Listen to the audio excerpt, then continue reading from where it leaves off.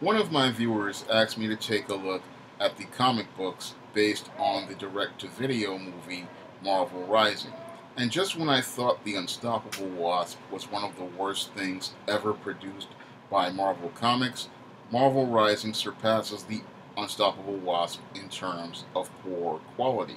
Now, Marvel Rising's big problem is that it doesn't know what type of comic book it wants to be.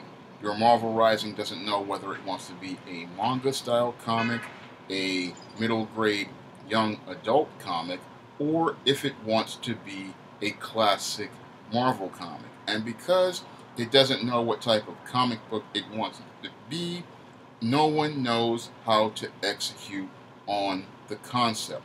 And with three writers working on Marvel Rising, and editors like Heather Antos and Sana Amanat working on Marvel Rising, we clearly see that there was no real vision for this concept and no real direction for how they were going to launch this comic.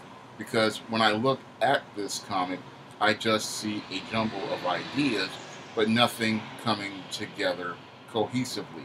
And Marvel Rising's big problems start out with just the numbering alone, because your Marvel Rising has multiple number ones that are supposed to come together into one story. Now, your Marvel Rising starts out with Marvel Rising Alpha number one, then that's followed up with Marvel Rising Squirrel Girl and Ms. Marvel number one, Marvel Rising Ms. Marvel and Squirrel Girl number one, and Marvel Rising Omega. And that's something that would be very confusing for an old 44-year-old man like myself, and even more confusing for the younger audience that Marvel is trying to target with this Marvel Rising comic.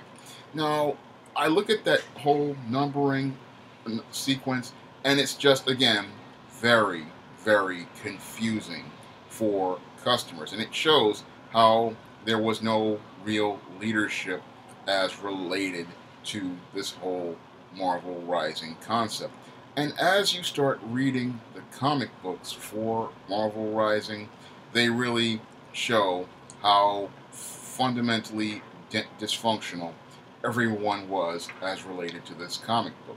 Now, Marvel Rising opens with Squirrel Girl being the teacher of this class for computer science. And the whole concept for Marvel Rising is supposed to be all about showing girls being interested in STEM, science, technology, engineering, and mathematics. And Kamala Khan, Ms. Marvel, is one of the students in Squirrel Girl's class. And in the first issue, I believe they take on AIM, and then in the second issue, they take on this emulator character who was one of Squirrel Girl and Ms. Marvel's classmates, and Inhuman with the power to make video games come to life. And as I was reading these books, I was just shaking my head because this whole concept feels like something out of one of those giveaway comics I used to get and when I was in junior high school, in high school, or one of those old cereal box comic books I would get out of a box of Twinkies or a box of Trix or one of these cereals I used to eat when I was a kid. And that they would make up this bad guy for the heroes to take on, and the bad guy would eventually be one of these misguided people out here, or they'd just be so cartoonish it wasn't funny. And what your emulator is one of these so-called angry, edgy girls who feels like she doesn't belong, and she wants to use bring these video games to life with the help of someone known as the King of Ohm. And I'm looking at this again, and the concept just feels so forced. It just feels so convoluted, and it feels more like propaganda and not like organic storytelling. It feels like a concept designed all about teaching girls why they should go into STEM fields, but not telling a great story featuring Marvel Comics who use science to take on the bad guy. Because an organic storyteller, what they're going to do is they're going to tell a story where the Marvel heroes take on this bad guy and they use scientific concepts to defeat the bad guy. But in this story, it's like everything is about preaching, everything is about saying science is great for girls and telling them why it's great, but not showing them how to use scientific concepts to overcome the challenges in front of them. And that's the other big problem with Marvel Rising, is that the characters really don't get any challenges to overcome, and they really don't have to use their brains to overcome anything. And this is the problem I've had with many comic books that feature heroines, is that they never really give them any sort of serious challenges to overcome, nor do they tell a compelling story that makes you relate to the characters and identify with them. Because Squirrel Girl and Kamala Khan, they have paper-thin personalities, they have absolutely no voice that speaks to the reader, and they are characters that really are so flat and one-dimensional, they give you no real reason to continue reading from book to book, because each book in Marvel Rising is a chore to read. And as I'm sitting there reading each issue, the action really does not move at a fast pace. There is nothing really compelling going on, and you really have to struggle to read from page to page. And it really does not help that Marvel Rising goes from one art style in one issue to another art style, and that these art styles are so jarring that it really does not give you an incentive to read the book. Now, the editors probably thought by changing the art styles, they could make it look like they were going from one video game environment to another, but it just leads to a very, very jarring reading experience, and one that really, again, does not give you motivation to continue reading the story. The other thing that doesn't give you incentive to continue reading the story is the way the characters are brought in, and they're not brought in an organic fashion. Now, if you're going to introduce all of these so-called Marvel Rising Secret Warriors, you would think you would want to bring them in an organic fashion, where each hero meets in each sequence, but halfway through one of the Marvel Rising books, we don't get the organic progression stops, and we have your Squirrel Girl calling in America Chavez, and Inferno just pops up out of nowhere, and there's no real interaction between any of these characters where we see relationships between them. They just show up, stuff happens, and they're there. And that's not a good story guide to the reader. A reader wants to know, why is this character here? Where is their relationship to other characters, and why I should care about those characters. And that was something that wasn't done with Marvel Rising. With Marvel Rising, everything just falls completely apart, and the structure of this story completely collapses from issue to issue, and that really, again, leads to a very, very terrible reading experience. Now, the thing that really makes the whole story completely collapse is a plot twist towards the end of, I believe, Ms. Marvel and Squirrel Girl, where the emulator is given a cop-out from being the villain, and the King of Foam is really revealed to be the old X-Men villain Arcade. And I looked at that and I shook my head, because this plot twist really just made the whole story completely collapse. You built up this emulator character, and then you give her a cop-out by saying, oh, she's not really that bad, and then you introduce this bad guy, and this bad guy, it doesn't really have that emotional resonance on the reader to make you say, oh, this guy is the ultimate baddie. And it just makes you just look at it and go, this is a cop-out to make this girl not look like the bad guy and make this white guy into the bad guy everybody needs to be. And I looked at that again, and I said, if you're going to have the story about girls in STEM, then you needed to have a girl be the villain, and she needed to learn from learn from the consequences of her actions. But with this arcade plot twist, they prevent this girl from taking responsibility for her actions, being accountable for her actions, or seeing that her behavior is wrong. And I look at that message that is sent in the undertones of this story, and it's a real insult to these readers, and it also really contradicts the whole narrative about girls in STEM. If you're going to have good girls in STEM, you have to have bad girls in STEM, and we have to see the consequences of their actions. That's something I put in my Isis series book, Isis: The Beauty Myth and Wrath of the Cyber Goddess. When I had the Rahima character taking on Isis and using science as a way to go after Isis, she had to deal with the consequences of her actions in both stories. I didn't make some cop-out guy to be the guy who was the ultimate bad guy and prevent the female from having to take accountability and responsibility for her actions. No, I made it where the character had to take accountability and responsibility for her actions. And with this story, I just saw every effort to try to make it where this emulator was never accountable for her actions. And that's something that I believe really weakened the story overall and prevented Marvel Rising from rising to a higher level in terms of storytelling. Now, Marvel Rising, it was never a great story because, again, these writers, all three of them, could not come together with a cohesive idea. They could not execute on concept, nor could they come together to create a solid concept. And the big, really, shame about Marvel Rising is that Marvel Rising could have easily been the middle grade comic book that Marvel could have produced in-house.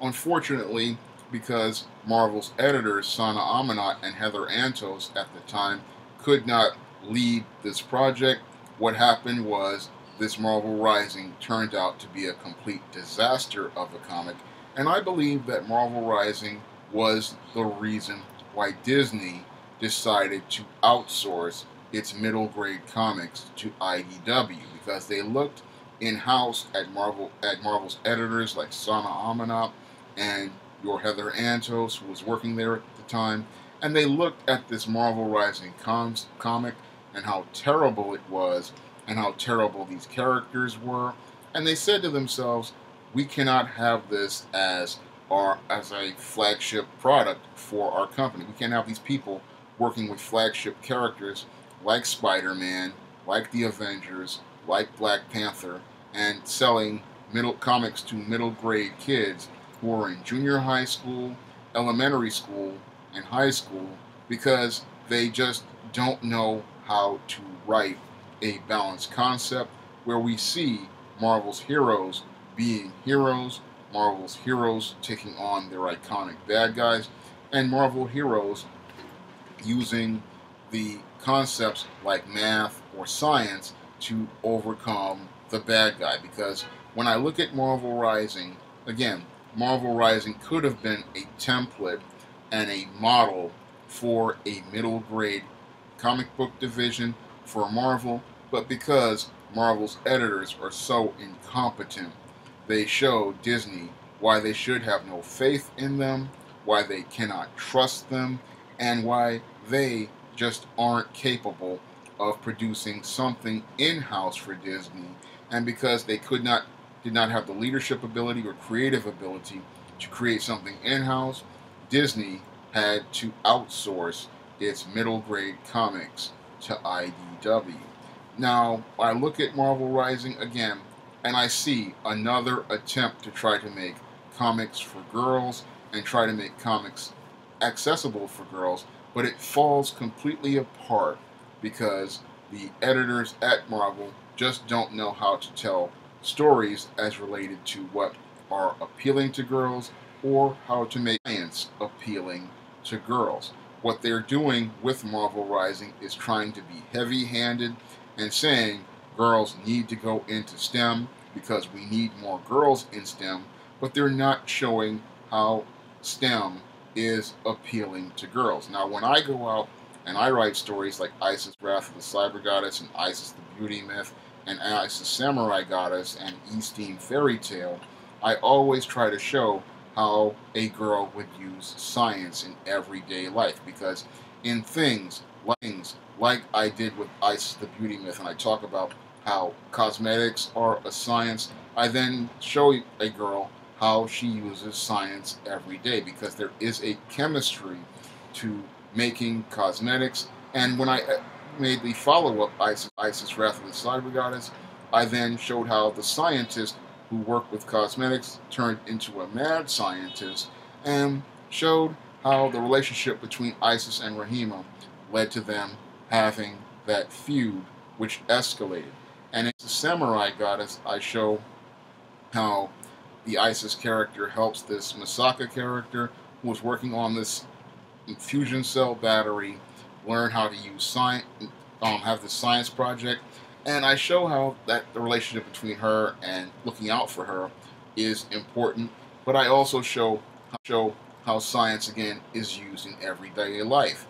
And in Eastine Fairy Tale, I talk about how science is used in cooking, and I also talk about the history of science as related to alchemy, which is the predecessor to chemistry. So in all of those stories, I not only tell a compelling story, but I also show readers how science is used in their everyday life, how it is applied to their everyday life. And I'm not teaching to the reader, I'm just showing them how this is used in their everyday life. And that was something that was really missing from Marvel Rising. And just like the leavening agent in a cake or bread, because those elements were not used in a way that showed how people used science every day, your Marvel Rising wound up falling flat, and it wound up becoming one of the worst comics Marvel ever produced. When I look at Marvel Rising, I see no real reason for a new reader to look at this series and see anything that would make them want to buy more Marvel comics, because if you read one issue of Marvel Rising, you will see how much of a chore it is, and because it is so much of a chore to read, it doesn't give you motivation to go out here and buy more Marvel comics. And at $3.99 an issue, it just becomes an absolute pain to even think about buying. And I can think of a dozen other things to spend $3.99 on other than Marvel Rising comics, because for $2.99 you could easily get Isis Wrath of the Cyber Goddess in Kindle format, Isis Samurai Goddess for $2.99 in Kindle format, or you could just, for the price of all of those Marvel Rising books, get Isis Samurai Goddess and Isis Wrath of the Cyber Goddess, and you might have to put a little extra for it for the Beauty Myth, and you can get 3 compelling stories for the same price as this whole Marvel Rising miniseries, and you could be entertained by those stories in ways that this one just doesn't do. And you could see how science is done in a way that shows you how it applies to your everyday life. When I look at Marvel Rising, I see the incompetence of Marvel's editors on display with this series. I see how they just can't come together to create a cohesive concept. I see how they can't come together to tell a compelling story. And I see how they can't come together to bring a group of characters together that can work together in an organic fashion. Because when I look at all the characters they brought together in Marvel Rising, they are not characters who really work well together. They really don't have good chemistry with each other, and their powers and skill sets don't complement each other in a constructive way. And that's another big problem with Marvel Rising, is that all of these ingredients, all of these elements, they just don't come together to become a story that rises to a higher level. And because they don't have all the chemistry elements to come together, this is why we get a story that just falls flat and just doesn't give anyone a reason to go out here and buy that next issue or tell their friends about the next issue. And when you look at Marvel Rising, I look at a comic that is a testament to the decline of Marvel Comics, because in between Marvel Rising and Unstoppable Wasp, I see two comics that show me the beginning of the end of Marvel Comics. If you want to pick up my SJS Direct books, Isis the Beauty Myth, Isis Wrath of the Cyber Goddess, and Isis Samurai Goddess and Eastine Fairy Tale, you may do so by clicking the link to Amazon.com in the description box. And if you want to see me make more videos like this, you can donate to my Patreon by clicking the link in the description box. That's all I have to say for this video. You can comment, rate, and subscribe.